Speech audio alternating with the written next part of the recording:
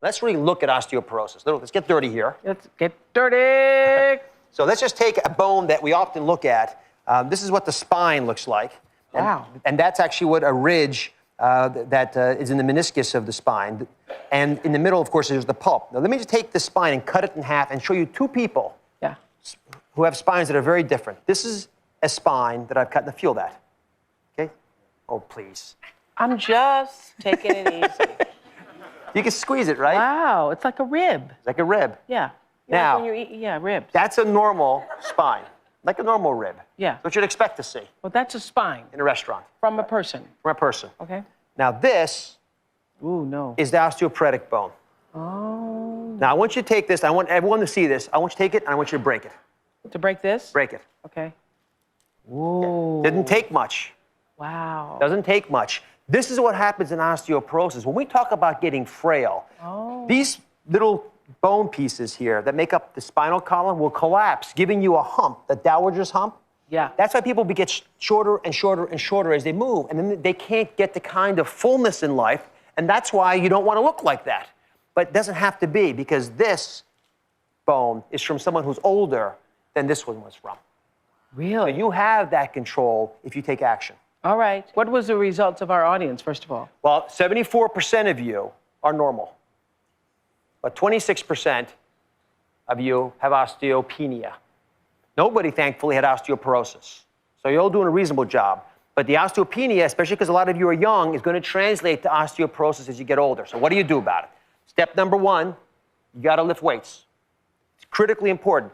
If you look at the societies that live the longest on the planet, Yes. right? And there are three of them, right? Okinawa, Sardinia, and Costa Rica. Three longest lived societies. They have different foods, different cultures. They behave differently towards each other, but they share one common characteristic. Every day they get up, they go up to the top of the mountain, they grab the bucket, fill it with water, and they cart it back down again, right? Every single day. It's not a workout, it's life.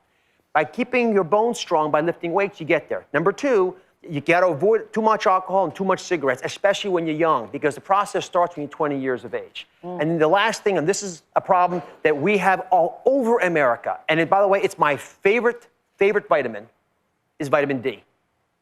87% of people who live in Chicago, who are older, have vitamin D deficiency. We think it may be responsible for a lot of the cancers in this country. If you have multiple sclerosis, you ought to be taking vitamin D. A lot of the things that we link up to how much sun touches our body result from the fact we don't have enough vitamin D. And so getting the vitamin D3... Practically my whole staff is vitamin D deficient because we don't get out. You don't get out. No, really, literally, we don't get out. True. We don't get out. If you live north of Atlanta, you really need to be cautious about your vitamin D levels, and if you're not sure, take it. Now, just a little bit of math here. If you sit in the sun for 15 minutes, which is what most folks ought to do, direct sunlight for 15 minutes, you'll make 10,000 units of vitamin D.